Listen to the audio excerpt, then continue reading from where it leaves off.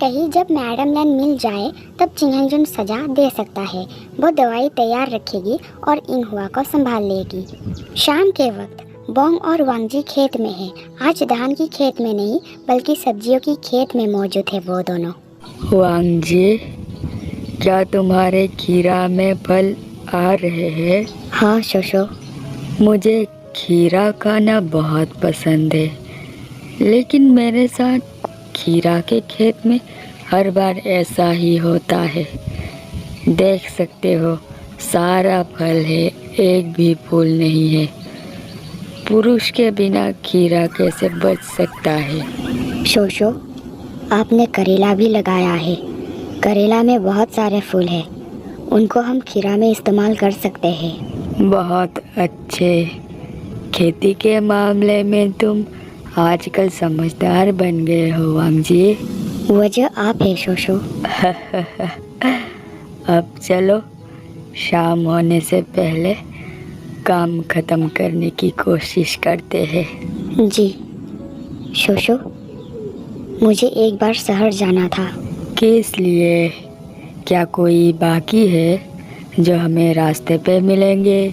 माँ को कुछ चीज़ें चाहिए जो यहाँ नहीं मिलता। आप चलेंगे मेरे साथ? वो क्या है जो यहाँ नहीं मिलता?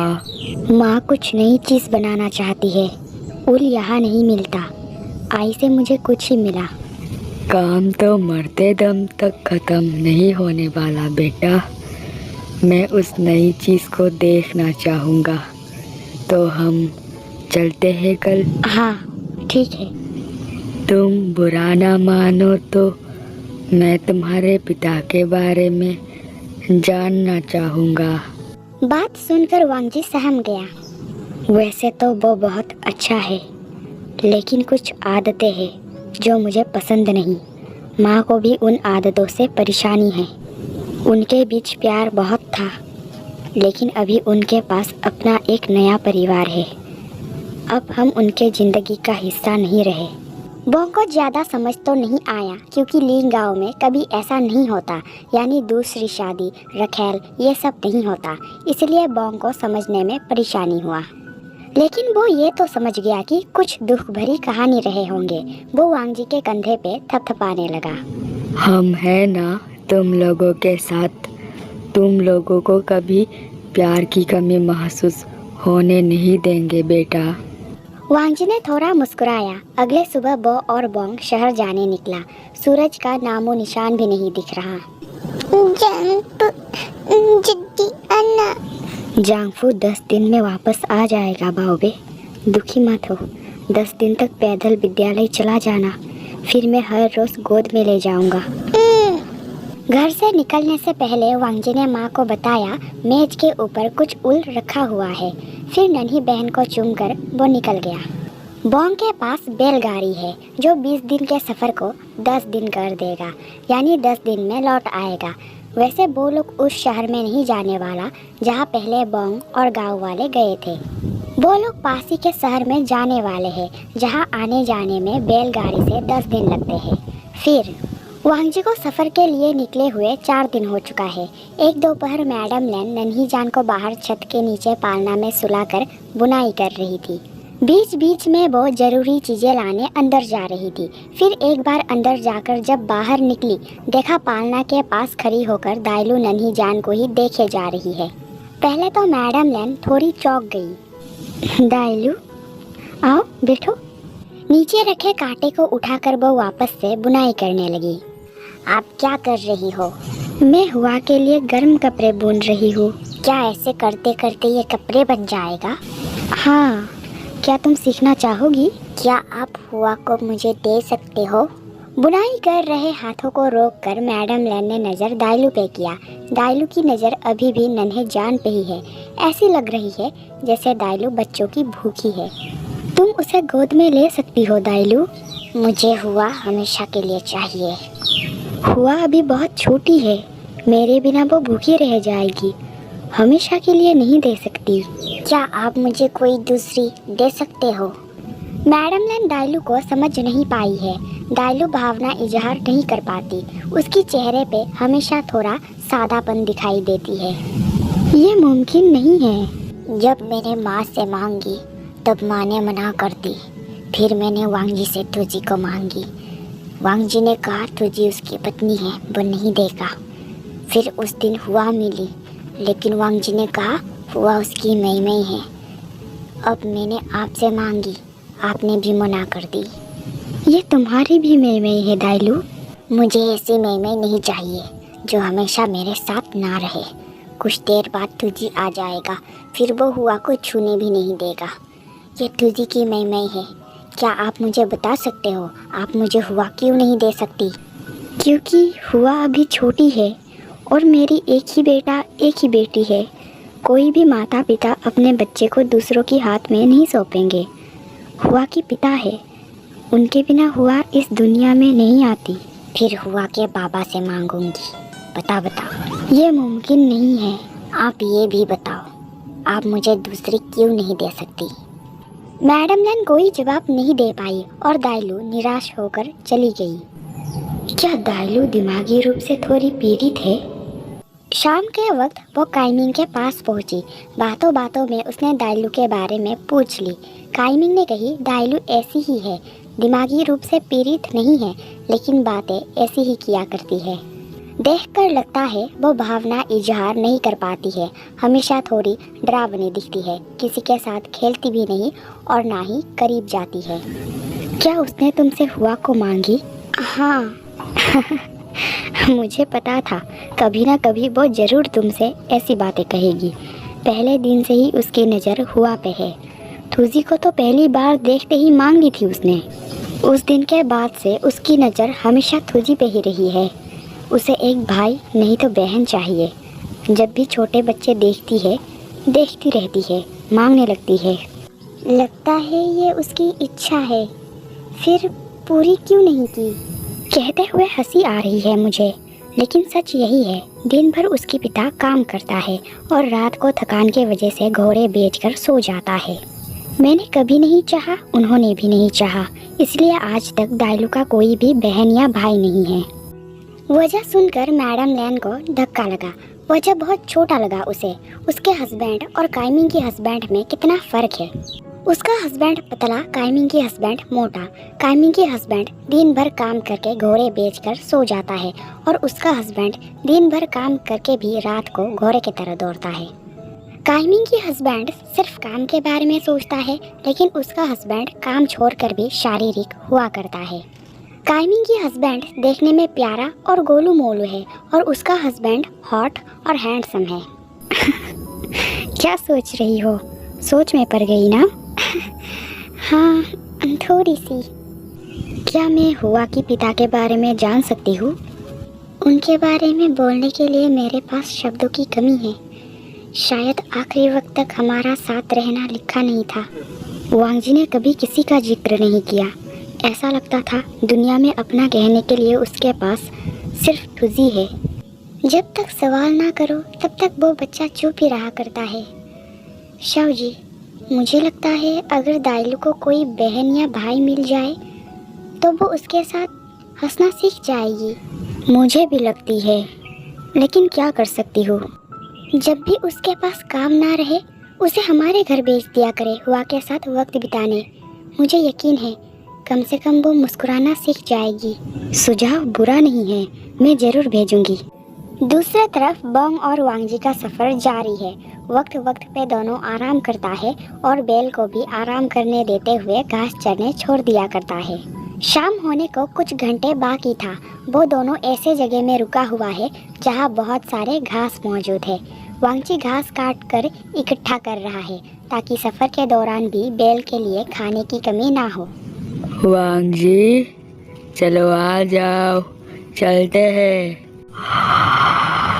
हाँ, मौसम अच्छा है। पता नहीं दाइलू क्या कर रही होगी। मेरी प्यारी बेटी माँ से डांट खाती रहती है। मिंग बहुत डांटती रहती है। डांट खा खा के सूख गया है। जल्दी जल्दी घास को बांधकर वांगजी ने गाड़ी में रख दिया। फिर बैल के साथ गाड़ी को जोड़कर सफ़र शुरू किया।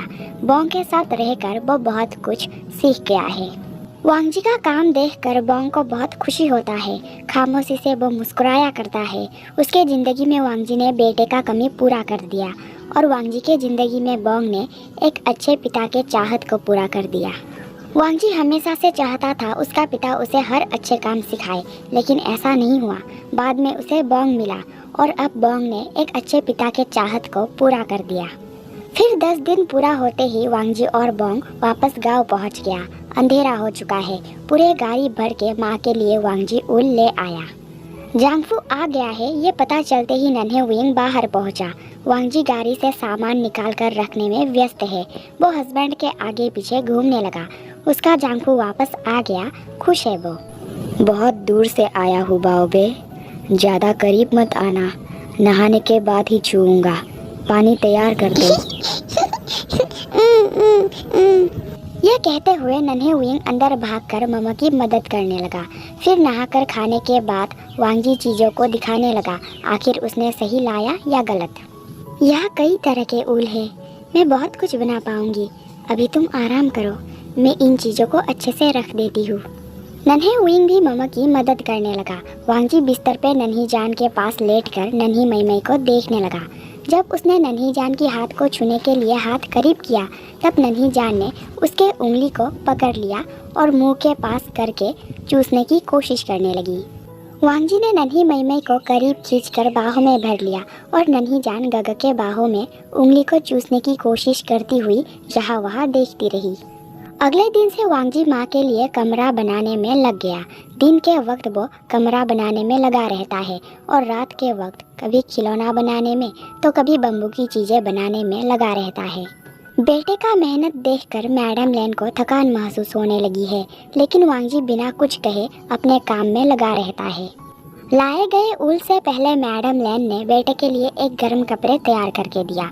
फिर अगले सुबह वो घर के दरवाजे के पास ही खड़ी होकर एक आंखें बंद करती हुई बुनाई करने वाले कांटे से दूर खड़े बोंग का माप लेने लगी।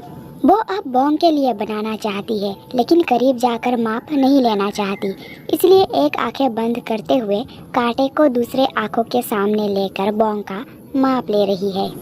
अगर आप कहे तो मैं माप कर ला दूँ माँ। हाँ? नहीं बेटा, हो गया, मैंने ले ली। इतने दूर से लिया है, छोटा हो सकता है।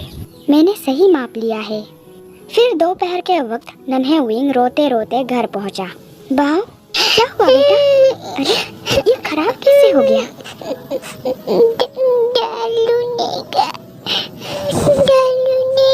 मामा। शांत हो जाओ बेटा, मैं फिर से बना दूंगी। इस बार अच्छे से बनाऊंगी, कोई खराब नहीं कर पाएगा। दरअसल वांगजी के लिए गर्म कपड़े बुनते वक्त मैडम लैन ने नन्हे विंग के लिए भी एक गर्म टोपी बनाई थी। आज विद्यालय से वापस आते वक्त रास्ते पे दाइलू मिली। वो भी नन्ही जान के साथ वक्त बिताकर घर जा रही थी। कुछ पल खड़े खड़े दोनों एक दूसरे को घूरते रहे। फिर दाइलू ने टोपी के असल हिस्से को पकड़ के खींचा, जिस वजह से बुनाई खराब हो गई। बुना गया कोई भी कपड़े ऐसा ही होता है, अगर मेन पॉइंट को खींच दिया जाए तो वो लाइन बाय लाइन निकलने लग जाते हैं। दाइलू का कोई बुरा इरादा नहीं था। उसने देखा आज थूजी ने कुछ नया पहना है सिर पे। उसकी नज़र असली धागे पे गया और वो बस खींचने लगा, ये सोचकर आखिर ये है क्या। फिर खराब होने लगा। खींचा तो खराब हो जाएगा, उसे अंदाजा नहीं थी। बाओबे,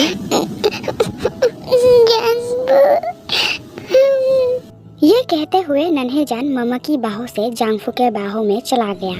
रो मत। क्या किया दाइलू ने? मम्मा ने दाइलू ने खराब कर दिया जांगफू। माँ फिर से बना देगी, शांत हो जाओ, रो मत। थक गए हो ना? चलो हाथ पैर धो देता हूँ, खाना खाने का वक्त है। नन्हे वाइफ को बाहों में भरकर वो घर के पीछे चला गया जहाँ वो काम कर रहा है। वहाँ वो बहुत देर तक नन्हे वाइफ को मनाते हुए बैठा रहा और नन्हे विंग हस्बैंड के बाहों में लंबी लंबी रोने की हिचकियाँ लेता रहा। मैं दाइलू से कहूँगा वो तुम्हें परेशान ना करे। अब चलो खाना खा लो बाओबे। दाइलू बुलाई जांगफू। वो अजीब है। माँ और जांगफू है ना, हम तुम्हारे लिए वो हर चीज़ ला कर देंगे जो हमारे वश में होगा। मई अकेली है, खाना खाकर खेलो उसके साथ। नन्हे विंग ने कस गले लगा लिया। वांगजी समझ गया कि आज नन्हे वाइफ काम करने नहीं देने वाला। वो वापस अंदर चला गया। कुछ दिन बाद मैडम लैन नन्ही बेटी को लेकर बोंग के घर पहुंची। उसने जो गर्म कपड़े बोंग के लिए बनाई वही देने पहुंची है वो। गगा, ये आपके लिए। आपने वांगजी के साथ 10 दिन सफ़र किया, उसे बहुत कुछ सिखाया, मेरे बेटों का ख्याल रखा, शुक्रिया। मैडम लैन ने बोंग को गगा कही। यह बोंग को बहुत अच्छा लगा क्योंकि उसके आगे पीछे शेजे, गगा, मई बुलाने के लिए कोई नहीं है। गगा शब्द सुनकर वो अंदर से इमोशनल हो गया। शुक्रिया मत कहो मई। असल में वांगजी समझदार और होनहार बच्चा है। आज तक जो उसने सीखा वो उसके वजह से ही मुमकिन हुआ। अगर उसके अंदर सीखने की चाहत नहीं होता तो कभी सीख नहीं पाता। मैंने पहली बार बुना हुआ कपड़े देखा है, पहन कर देखिए ना। बोंग ने पहन कर देखा। कपड़े बिल्कुल सही है। माप कहाँ से मिला? दूर से ही ले ली थी। फिर वह दाइलू पहुंची और वो कपड़े में मौजूद मेन पॉइंट को ढूंढने लगी। नहीं मिलेगी, इस बार मैंने सही से ख़त्म किया है। तुमने तुझी के टोपी को ख़राब कर दी थी, बहुत रोया था वो। मुझे वो दिखा, मैंने खींचा और वो निकलता गया। गलती मुझसे हो गई थी, मुझे सीख भी मिली। इस बार से हर कपड़े की अंत बहुत अच्छे से करूँगी।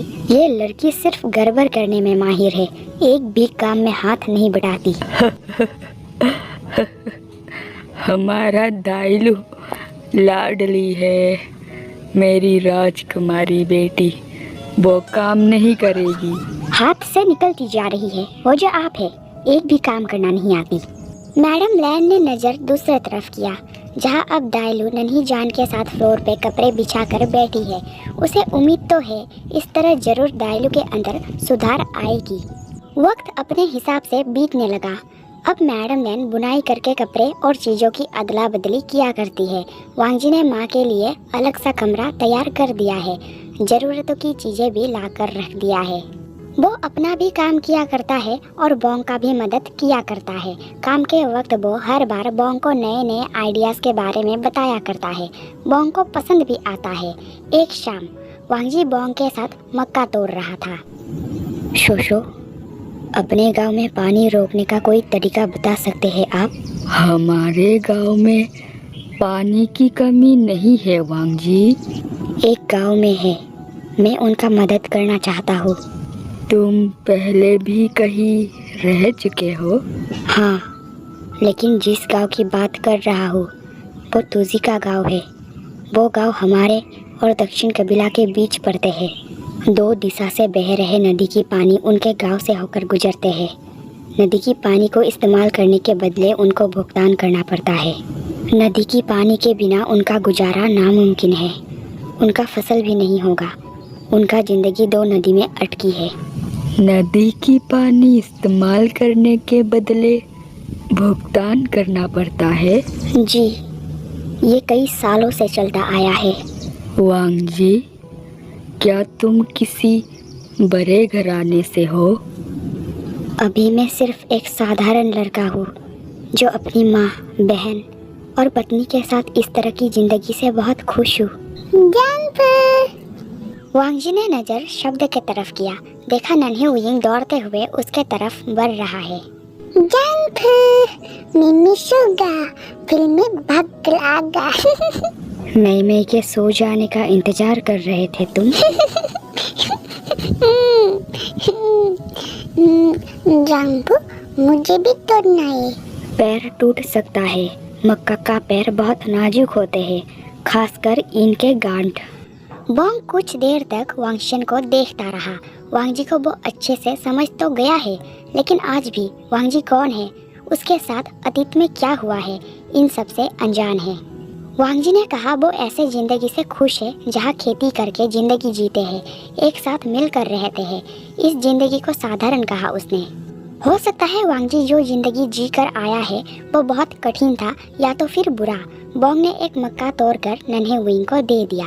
नन्हे विंग लेकर छीलने लगा। इसे उबाल कर खाना, अंगार में सेक कर भी खा सकते हैं, लेकिन और बड़ा होना होगा। अभी कोमल ही है, इसीलिए उबाल कर खाना तो जी। जंपू ओ डालू डालू आरा डालू लू लू लू लू लू लू डालू लू डालू लू लू लू। बॉन्ग हंसने लगा। ओए छोटे पिल्ला का हिक्का, तुम्हें मेरी नाम का मतलब भी याद है? बदबूदार चूहे। नन्हे विंग हस्बैंड के आगे छुपकर चेहरे पे देखने लगा। जंपू पिल्ला का बदबूदार चूहा भी का। उसे गुस्सा मत दिलाओ, खामोश रहो बाहुबे। तुम बदबूदार नहीं हो, मेरा जान हो। यह सुनने के बाद खुशी के मारे झटपटाते हुए नन्हे विंग ने हस्बैंड को कस पकड़ लिया। घर लौटते वक्त नन्हे विंग कुछ मक्के लेकर आगे आगे दौड़ते हुए जाने लगा। अब तो उसे बस मक्का खाना है। उम्मीद है आज का पार्ट पसंद आया होगा। मैंने अपना काम की, अब आप लोग अपना काम कर दो। चैनल को सब्सक्राइब करके बेल आइकन को भी प्रेस कर लो। मिलते हैं नेक्स्ट पार्ट में, तब तक के लिए टेक केयर, बाय।